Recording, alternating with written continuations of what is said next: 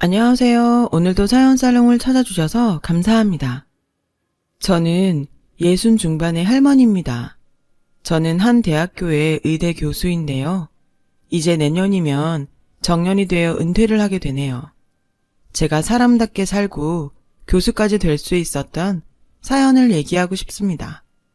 저는 깡시골에서 태어나서 아주 어릴 때부터 장작될 나무를 해오고 집안 허드렛 일을 도왔습니다. 저희 집은 아주 가난했고 부모님은 여자애는 공부할 필요가 없다고 하셨죠. 하지만 저는 집안일보다는 공부에 흥미가 많았어요. 몰래 학교 창문으로 들여다보며 한글을 익히고 산수 공부를 하다가 쫓겨나기도 하고 부모님한테 잡혀와서 혼쭐이 나기도 했어요. 계집애가 공부해서 뭐 할 거냐며 살림이나 잘 배우라고 하셨죠. 그런 제 삶의 변화가 오기 시작한 건 젊은 여선생님이 오시고부터였어요. 시내에 있는 유일한 중학교에 부임하신 선생님은 제가 야트막한 산기슭에서 쑥을 뜯다 말고 누가 놓고 간 책을 읽는 걸 보시고 저에게 공부를 가르치기 시작하셨어요. 순정아, 지금 당장은 이게 너한테 쓸모없는 것 같아도 언젠가 분명히 도움될 날이 올 거야. 네가 노력한 만큼 네 인생의 기회도 넓어질 거고. 그 선생님도 공부 못하게 하는 부모의 눈을 피해 열심히 공부해서 대학을 나와 선생님이 됐다고 하셨어요. 저는 그때부터 밤마다 몰래 걸어서 20분 거리에 있는 선생님 댁에 가서 국어, 산수, 도덕, 사회, 자연 이런 것들을 배웠고 열심히 공부한 덕에 중학교 과정도 배울 수 있게 됐어요. 그러다가 엄마한테 들키고 말았습니다. 선생님 댁에 가려고 막 집을 나섰을 때였죠. 엄마는 아버지한테 말하지 말라고 싹싹 비는 저를 보며 한숨을 쉬시고는 들키지 않고 끝까지 할 자신 있으면 그렇게 하고 자식이 좋아하는 거 부모도 못 시켜주는데 그걸 다 해주신다는데 어떻게 안 된다고 하겠냐. 기왕 할 거면 내 몫까지 다 하거라. 라며 몰래 다닐 수 있게 해주셨습니다. 그렇게 몇 년간 공부가 계속되면서 저는 검정고시에 합격했고 대학에 가고 싶다는 꿈을 꾸게 되었죠. 하지만 현실적으로는 어려움이 많아서 엄두가 나지 않았어요. 공부할 시간도 많아야 하고 문제집도 살 게 많고 그저 막막해서 걱정을 하자 선생님은 엄마를 만나셨어요. 순정이는 정말 똑똑해요. 누구보다 이해력도 빠르고 머리도 좋고 굉장히 성실하죠. 이런 애가 공부를 안 하면 누가 하겠어요. 부디 어머님께서 순정이가 대학에 갈 수 있도록 도와주세요. 그 말에 엄마는 한동안 고민하셨어요. 그리고 결국에는 저를 밀어주기로 하셨습니다. 아빠 몰래 집안일 하는 시간을 빼주셨고 문제집 살 돈도 주셨어요. 그 돈이 충분치 않았기 때문에 저는 선생님의 도움을 받아야 했습니다. 두 분은 그렇게 뒤에서 조용히 제 앞날을 위해서 지원을 아끼지 않으셨죠. 저도 그런 엄마와 선생님께 보답하고자 하루 10시간씩 공부를 했고 그러다 보니 점점 더 풀 수 있는 문제들이 많아지더라고요. 한 번은 선생님이 갖다 주신 유명 학원 모의고사 문제를 풀었는데 제가 거기서 딱 2문제만 틀렸어요. 공부 잘하는 고3들도 어려워하는 시험이라고 하셨어요. 선생님은 거봐, 너는 이렇게 할 수 있을 줄 알았어. 이게 공부에 재능이 있다는 뜻이야. 거기다 넌 아주 열심히 노력하는 힘까지 있잖아. 선생님, 제가 정말 서울에 있는 대학에 갈 수 있을까요? 이 시험 성적을 보고도 모르겠어? 넌 이미 전국 수준이라고. 라며 저를 격려하셨습니다. 저는 그 말에 힘을 얻어 더 열심히 공부할 수 있었죠. 그리고 저는 선생님 말씀대로 서울에 있는 의과대학교에 합격할 수 있었어요. 저는 너무 기뻐서 엄마와 선생님 손을 잡고 팔짝팔짝 뛰었고요. 엄마는 너무 좋아서 눈물을 훔치셨고 선생님도 진심으로 축하해 주셨어요. 하지만 문제는 아버지였는데요. 아버지는 어디 여자애가 혼자 서울에 올라가냐며 펄펄 뛰셨습니다. 그리고 쓸데없는 데에 시간을 낭비했다며 제 책들을 다 버리셨어요. 저는 너무 속상한 나머지 아버지를 원망하며 가출을 결심했죠. 오빠들은 아버지가 다 밀어줘도 못 간 대학, 나는 갔는데 왜 나보고는 안 된다고 하는 거예요? 아버지가 밀어준 것도 아닌데. 그렇게 저는 몰래 짐을 싸서 새벽에 기차역으로 갔어요. 그런데 거기에 선생님이 나와 계신 것이었어요. 순정아, 이렇게 가면 안 돼. 네가 잘못한 게 없는데 왜 집을 나가니? 나가더라도 떳떳하게 모두의 박수를 받으면서 떠나야지. 지금 네가 이렇게 무작정 서울에 가면 어디 더 받아줄 것 같아? 지금 그러지 말고 돌아가자. 안 그러면 네가 지금까지 노력한 게 다 헛수고가 되는 거야. 저는 결국 선생님과 함께 집으로 돌아오게 되었어요. 집에서는 제가 가출하라고 했던 것을 아무도 몰랐습니다. 선생님은 어떻게 하신 건지 대학교 입학금과 등록금을 마련해 오셨더라고요. 그리고 아버지께 이건 제가 순정이한테 주는 대학 합격 선물입니다. 서울에서 1등만 한다고 하는 애들도 떨어지는 의대에 합격했잖아요. 이만한 선물은 받을만 하다고 생각합니다. 순정이가 서울에서 대학을 다닐 수 있게 해주세요. 분명히 아버님께 효도하는 딸 될 겁니다. 선생님의 몇 번이고 되풀이한 간곡한 설득 덕에 결국 아버지는 저를 서울로 보내기로 하셨어요. 저는 선생님께 이 은혜를 어떻게 다 갚아요. 정말 감사합니다, 선생님. 하며 펑펑 울자 선생님은 네가 열심히 하면 되는 거야. 그리고 훌륭한 의사가 돼서 갚으면 돼. 라며 제 어깨를 토닥여 주셨습니다. 저는 그러겠다고 굳게 약속했고 대학에 가서 정말 열심히 공부했어요. 1학년 때 다들 해본다는 미팅도 하지 않았고 다른 애들과 몰려다니며 놀지도 않고 공부하고 학생 과외만 열심히 했죠. 그렇게 1학기를 우수한 성적으로 마치고 집으로 돌아갔어요.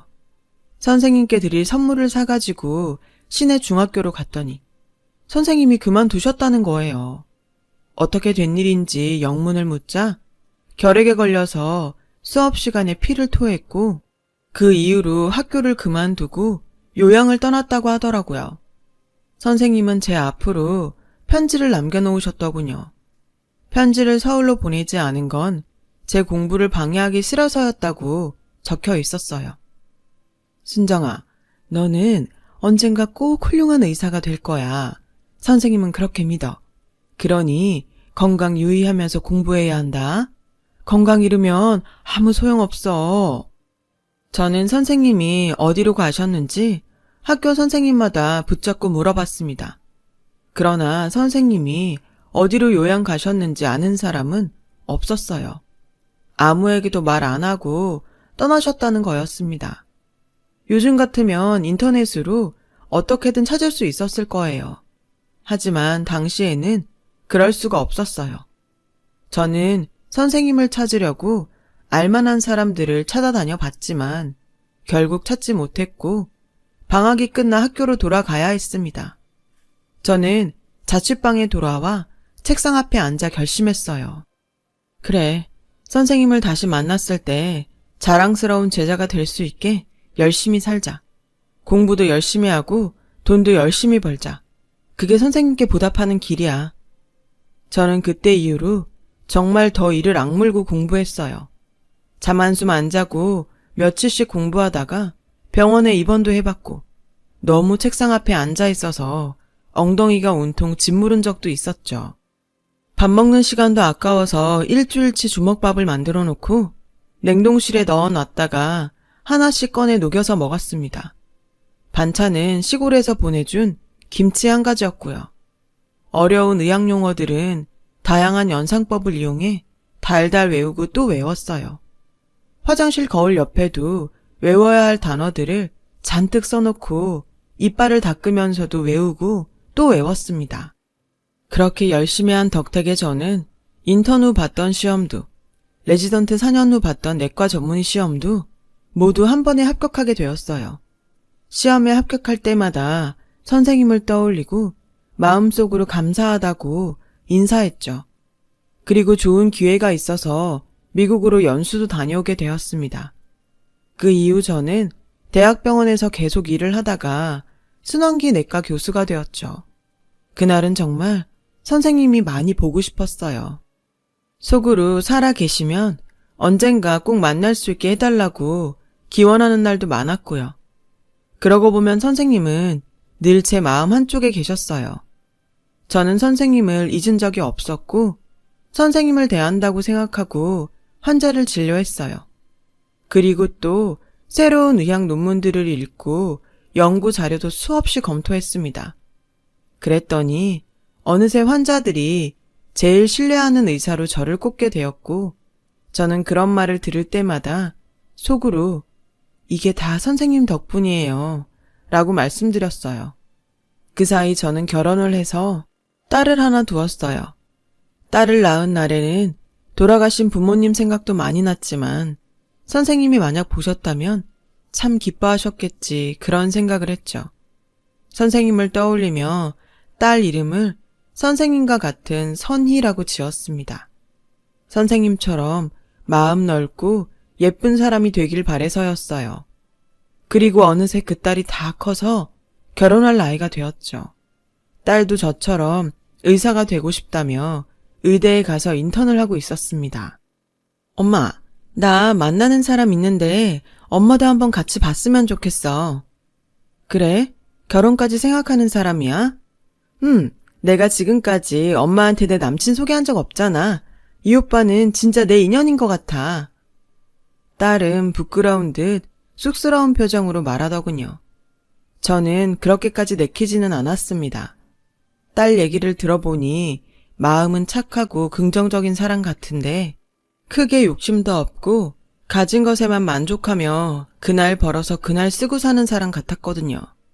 저는 제 사위는 좀 더 야망이 크고 미래를 위해 투자하는 인물이길 바랐는데 완전 정반대 타입인 것 같아서 만나기도 전에 씁쓸했죠. 하지만 딸은 그걸 참 좋게 본 것 같았어요. 딸이 그렇게 좋아하는데 제가 보지도 않고 싫다고 할 수 없어서 저는 일단 그 청년을 만나보겠다고 약속했습니다. 사위는 고등학교 교사였고 아주 선한 인상을 하고 있었어요. 교사 사위라니 부족함 없다고들 하시겠지만 전 욕심이 많았나 봅니다. 그래, 평생 고등학교에서 아이들만 가르칠 생각인가? 대학원에 가서 박사를 하고 유학 갈 계획은 없고? 라고 하자 사위는 네, 저는 많은 가능성을 갖고 있는 아이들에게 뭐든 마음먹으면 할 수 있다고 가르치는 사람으로 남고 싶습니다. 제가 이런 데에는 저희 큰어머니 영향이 큽니다. 아프셔서 2번 교직을 쉬셨지만 큰어머니가 용기를 줘서 어려운 환경에서도 공부를 해서 자기 인생을 개척한 사람들이 많거든요. 그런 분들이 큰어머니한테 인사를 하러 올 때면 큰어머니가 자랑스럽고 저도 그렇게 되고 싶다는 생각을 많이 했습니다. 생각이 굉장히 바른 청년 같았습니다. 정말 보기 드문 사람인 것 같네. 하지만 그러기에는 현실이 만만치만은 않을 텐데 자네가 그러는 걸 부모님은 어떻게 생각하시나? 라고 물었고 사위는 부모님도 처음에는 제가 외국 유학도 다녀오고 더 좋은 직장 갖기를 바라셨지만 요즘처럼 교사 되기 힘든 때에 당당히 고등학교 교사로 일하는 것도 감사하다고 하셨어요. 제 생각도 많이 지지해 주셨고요. 라며 쑥스럽다는 듯 웃더군요. 엄마, 왜 자꾸 그런 질문만 해? 꼭 오빠가 교사인 게 마음에 안 드는 것처럼. 나는 오빠 같은 사람이 더 많았으면 좋겠는데? 오빠가 하는 거 보면 정말 존경스럽다고. 그리고 학생들한테도 인기가 얼마나 많은데 그래. 교사가 천직이야. 타고났다니까.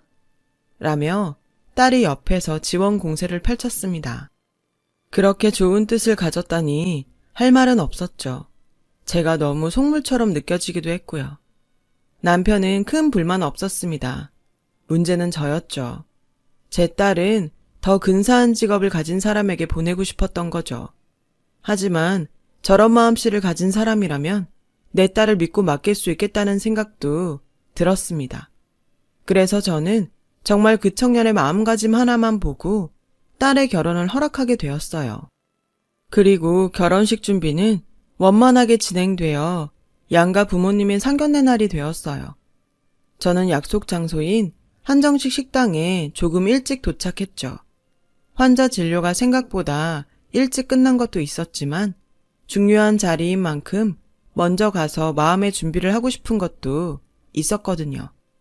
제가 식당에 들어서자 젊은 직원이 나와서 예약을 했냐고 묻더군요. 저는 상견례 예약을 했다고 말했고 직원은 저에게 잠시 기다리라고 했어요. 그렇게 직원을 기다리며 서 있는데 카운터에서 감사합니다. 다시 뵐 날 기다리고 있겠습니다. 하는 고상한 목소리가 들렸습니다. 아무리 생각해도 익숙한 목소리여서 카운터 쪽을 돌아보게 되었어요. 그랬더니 저보다 한 10살은 많으신 것 같은 여자분께서 우아하게 머리를 틀어 올리시고 앉아서 계산을 하고 있었습니다. 저는 자꾸 어디서 본 것만 같아 가까이 다가갔어요. 네, 무엇을 도와드릴까요? 저를 본 여자분이 미소를 지으며 그렇게 물으시더니 한참 저를 쳐다보셨습니다. 저도 한참을 바라봤고요. 아무래도 낯이 익었으니까요. 그리고 그 목소리의 억양, 부드럽고 우아한 느낌이 예전에 제가 알던 유선희 선생님과 너무도 닮아 있었어요. 그러고 보니 눈매라던가 얼굴형, 콧날이 선생님과 흡사했죠. 저는 떨리는 목소리로 혹시 유선희 선생님 아닌가요? 라고 하자 그분도 너 순정이니? 라고 물으셨습니다. 그 자리에서 눈물을 터뜨리고 말았어요. 상견례라고 특별히 신경 써서 했던 화장이 다 무너지는데도 아랑곳 없이요. 선생님, 제가 얼마나 선생님을 찾았는데 어떻게 이런 데서 만나요? 선생님, 정말 보고 싶었어요. 너무 그리웠어요. 한시도 잊지 않았어요. 저는 통곡을 하며 그 자리에 주저앉았어요. 선생님도 눈물을 훔치시며 제 손을 잡으셨죠. 순정아, 너 정말 순정이 맞구나. 살아있으니 이렇게 만나는구나. 나도 널 잊어본 적이 한 번도 없어. 내가 아파서 어쩔 수 없이 그곳을 떠나야 했을 땐 정말 마음이 아팠단다. 그래도 네가 정말 잘 산 것 같아서 기쁘구나. 저는 언제고 살아있을 때 선생님을 다시 뵙게 해달라고 매일 속으로 빌고 또 빌었어요. 그래서 오늘 이렇게 만났나 봐요. 선생님도 눈시울이 붉어져서 저를 끌어안으셨어요. 그리고 여긴 어떻게 왔냐고 물으시더라고요. 저는 상견례 얘기를 했죠. 선생님은 예약자 이름을 보더니 놀라시며 네가 선희 엄마였니? 라고 하시는 거였어요. 저는 너무 놀라서 제 딸을 아시냐고 했고 선생님은 바로 제 사위의 큰어머니라고 하시는 거예요. 나는 벌써 네 딸 봤지. 정우가 꼭 소개시켜주고 싶은 사람이 있다고 해서 몇 번이나 봤는걸. 너무 예쁘고 총명하고 이상하게 정이 가더라니. 네 딸이어서 그랬나 보다.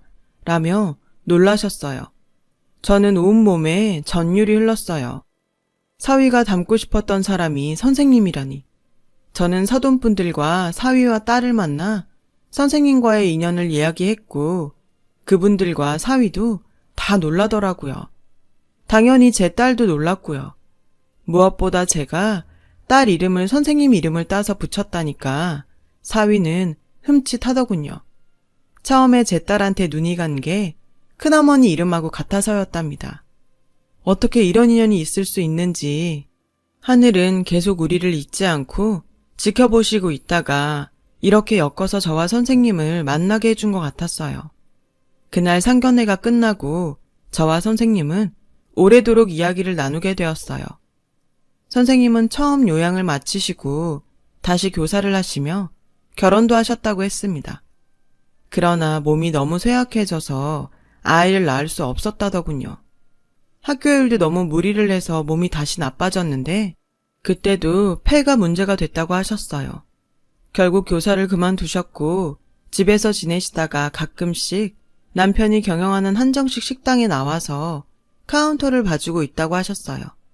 마침 제가 간 날이 시조카 상견례여서 제 딸도 보고 저희 부부도 볼 겸 나오셨다는 거였습니다. 선생님은 제가 순환기 내과 교수라고 하자 그렇게 될 줄 알았다며 저는 꼭 해낼 줄 알았다고 자기 일처럼 기뻐하셨죠. 저는 선생님 손을 꼭 잡고 그래서 이제 몸은 좀 괜찮아지셨어요? 많이 마르신 것 같은데 불편하신 데는 없으시고요. 라고 물었더니 다시 몸이 안 좋아진 것 같아서 병원에 예약을 했는데 그 의사가 워낙 그 계통의 유명한 교수라 그런지 2달도 넘게 기다려야 된다고 하시더라고요. 저는 그 말을 듣고 돌아와서 호흡기 쪽에 내놓으라 하는 교수들에게 전화를 싹 돌렸어요. 그리고 대학병원 내에 인맥을 총동원해서 선생님이 VIP 병실에 입원할 수 있게 했죠. 난 일반 병실도 괜찮은데 이런 데는 어색해. 선생님, 이거 제가 은혜 갚는 거라고 했잖아요. 제가 선생님께 보답할 수 있게 해주세요. 선생님은 웃으시면서 알겠다고 하시더라고요. 검사 결과 선생님의 폐에서 종양이 발견되었고 암의 소견이 나왔어요. 선생님은 몸이 많이 약하셔서 수술에 대한 부담이 있었는데 워낙 초기였고 표적 항암 약물 치료가 가능할 것으로 보며 바로 제가 주치의가 돼서 치료에 들어갔습니다. 선생님은 우시면서 내가 순정이 덕분에 살게 됐구나. 고맙다. 라며 계속 제게 고개를 숙이셨어요. 저는 그러지 마시라면서 꼭 건강하게 만들어드리겠다고 약속했죠. 선생님의 항암 치료가 시작됐고 아이들의 결혼식 날짜도 잡았습니다. 저는 해외 최신 논문들은 전부 찾아보고 미국 유명한 대학병원에서 임상 진행 중인 효과 좋은 신약이 있는지 계속 알아보며 바쁜 날들을 보냈어요. 제가 있는 대학에서 연구 중인 치료제도 알아보았죠. 어떻게 해서든지 암의 전이도 막아내고 완전히 뿌리 뽑고 싶었어요. 선생님은 그런 절 보며 이런 좋은 의사를 만날 줄 몰랐다고 좋아하셨고요. 저도 너무 기뻤습니다. 제가 공부한 것으로 선생님을 도울 수 있게 되었으니까요. 힘들게 공부했던 날들에 대한 후회가 정말 눈꼽만큼도 없었어요. 부모님만큼이나 제 인생에 큰 영향을 주신 선생님을 치료해드릴 수 있으니까요. 그리고 시간이 흘러 아이들 결혼식 날이 되었어요.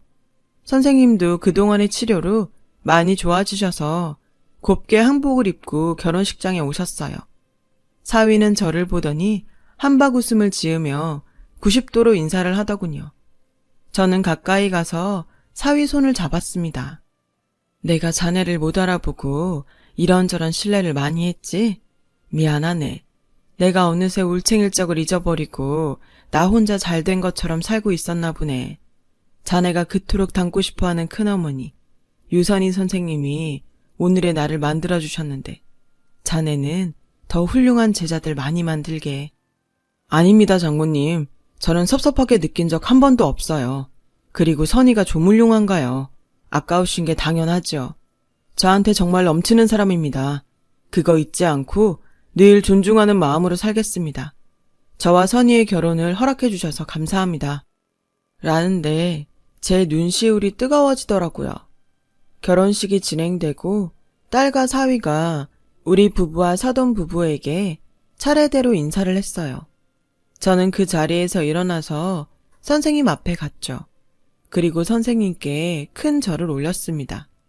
선생님, 시골에서 나물이나 캐고 땔감이나 주워오던 저를 오직 책 좋아한다는 이유로 공부시켜주시고 문제집도 사주시고 대학 첫 등록금까지 마련해 주셨습니다. 그런 선생님이 제 사돈 큰 어른이 되어주셔서 정말 너무 영광입니다.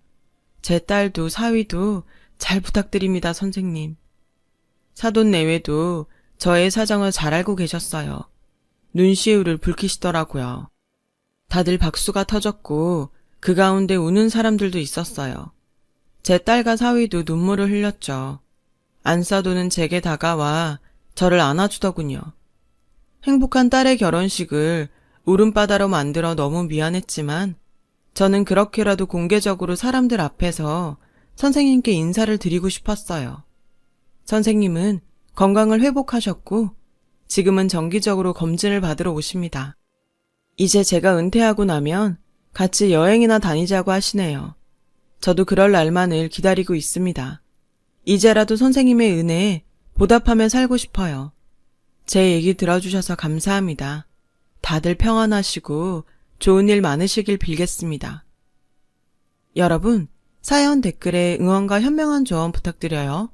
좋아요와 구독은 저에게 큰 힘이 됩니다. 오늘도 좋은 일 가득하세요.